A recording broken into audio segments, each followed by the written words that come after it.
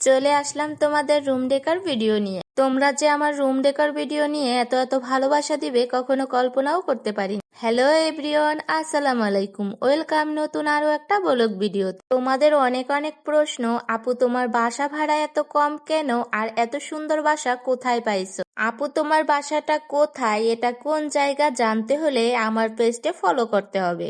অবশ্যই তোমাদের সব প্রশ্নের উত্তর আমি দিয়ে দিব আস্তে আস্তে। প্রত্যেকটা মেয়েরই একটা শখ থাকে যে তার রুমটাকে সুন্দর করে পরিপাটি করে রাখবে। আমি সব সময় চেষ্টা করি আমার রুমটাকে সুন্দর করে সাজিয়ে গুজিয়ে পরিপাটি করে রাখা। আমার রুম হলো আমার একটা শান্তির জায়গা। আমার রুমটাকে আরো সুন্দর করে সাজিয়ে তোলার জন্য অনেক অনেক ইচ্ছা আছে এখনো। আস্তে আস্তে আমার রুমটাকে আরো সুন্দর করে সাজিয়ে তোলার জন্য সব ইচ্ছা পূরণ করব। আপাতত আমার রুমটাকে এখন সুন্দর একটা সিম্পল লুকে রাখারই চেষ্টা করছি। তোমাদের কাছে আমার সিম্পল রুমের লুকটা কেমন লাগছে অবশ্যই একটা কমেন্ট করে জানাবা। আমি মনে করি এটা প্রত্যেকটা মেয়েরই একটা স্বপ্ন থাকে। আমরা যারা মধ্যবিত্ত ফ্যামিলির আছি তারা একসাথে সবকিছু শখগুলো পূরণ করতে পারি না। আমার রুমে অল্প কিছু মাল জিনিস ছিল, তাই দিয়ে আমি সুন্দর করে আমার রুমটাকে সাজিয়ে তুলেছি। ভিডিওতে যখন আমি ভয়েস দিই এত পরিমাণে যে আউট নলেজ আসে কি আর বলবো তোমাদের। যখন আমার রুমে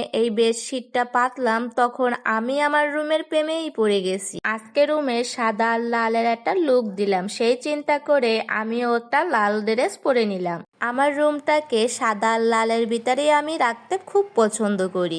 আমার সব সময় সাদা লাল এবং ব্লু এই টাইপের লুক দিলে বেস্ট লাগে রুমগুলো। আর রুমে যদি থাকে অফ হোয়াইট কালার করা তাহলে তো আরো সুন্দর একটা লুক চলে আসে। ব্যালকনিতে এত পরিমাণে দিনরাত 24 ঘন্টা বাতাস থাকে, ভয়েস দেওয়াই সম্ভব হয় না। বাতাসে কিন্তু ভয়েস দিতে গেলে তাহলে অনেক শব্দ হয়। একটা সময় আমার রুমে কিন্তু এসব কিছুই ছিল না। এক সময় আমরা বেড পেতে তারপর শুইছি। এখন আলহামদুলিল্লাহ আমার ছোট্ট সংসারে অনেক অনেক জিনিস হয়েছে। এগুলো কিন্তু আমার একটা জিনিসও করা না, সব আমার শ্বশুর বাড়ি থেকে দেওয়া। আমি কখনোই বলবো না যে এগুলো আমি নিজে করেছি। তোমাদের কাছে আমার এই রুমের লুকটা কেমন লাগছে অবশ্যই কিন্তু বলতে ভুলো না। রুমটাকে সাজিয়ে আমি নিজের রুমের দিকে অনেকক্ষণ ধরে তাকিয়েছিলাম। এই যে ল্যাম্পশেডটা দেখতে পাচ্ছ এটাও কিন্তু আমি নিজের হাতে করেছি। আর ওয়ালের যে ওয়ালমেট গুলো এগুলো দেখতে পাচ্ছ এগুলো আমার নিজের হাতেরই করা। আমি সব সময় চেষ্টা করি নিজের হাতে নিজে করে ওইটা যে একটা শান্তি পাওয়া যায়। তোমার অনেক শখ আছে কিন্তু তোমার কাছে টাকা নেই। আমরা যারা মধ্যবিত্তের ফ্যামিলি আছি তাদের কাছে আমাদের এত টাকা নেই যে আমরা রুমগুলোকে সুন্দর করে একটা ভাইপার লুক দিব। আমি আমার নিজের হাত দিয়ে গড়েই এই রুমটাকে সুন্দর করে একটা লুক দিই। অনেকটা জিনিসই আমার কষ্ট করে নিজের হাতে করে তোলা। আমার ইচ্ছা আছে অনেক কিছু করার, ইনশাআল্লাহ একদিন সবকিছু পূরণ করব।